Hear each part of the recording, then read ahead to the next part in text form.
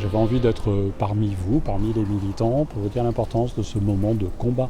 Parce qu'au fond, nous devons être des militants de tous les jours, de tous les instants, pour défendre la politique gouvernementale, pour faire remonter aussi ce qui va, ce qui ne va pas, les perceptions que l'on peut avoir.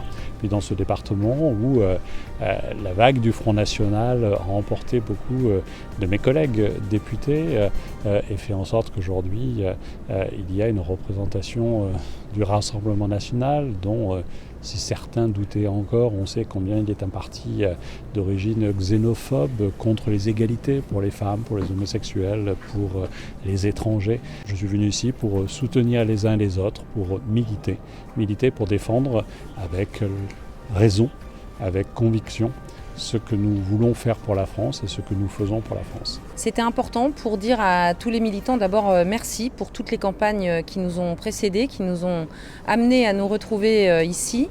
Et puis aussi pour faire un vrai lieu de travail où on puisse faire aboutir les idées qui vont prévaloir à l'action de chacun, parce que moi je pense qu'il ne faut surtout pas se laisser abattre.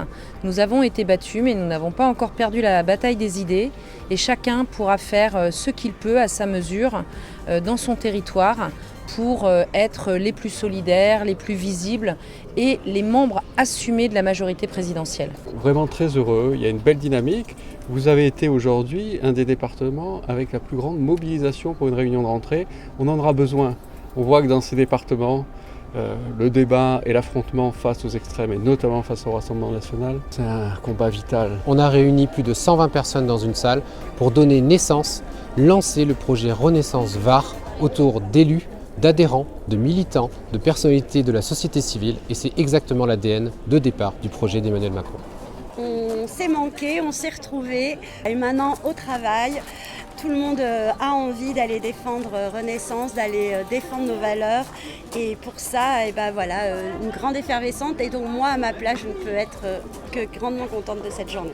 On a cette cohésion qui se crée, qui se renforce, des militants qui n'ont qu'une demande, c'est d'aller sur le terrain pour porter le projet du président de la République, pour rappeler ce que le gouvernement a fait, pour rappeler ce que le Parlement a voté dans l'intérêt des citoyens, et qui n'attendent qu'une chose, en fait, c'est d'avoir le matériel nécessaire pour pouvoir aller sur le terrain, pour pouvoir convaincre tous les jours, pour rentrer réellement dans cette campagne permanente.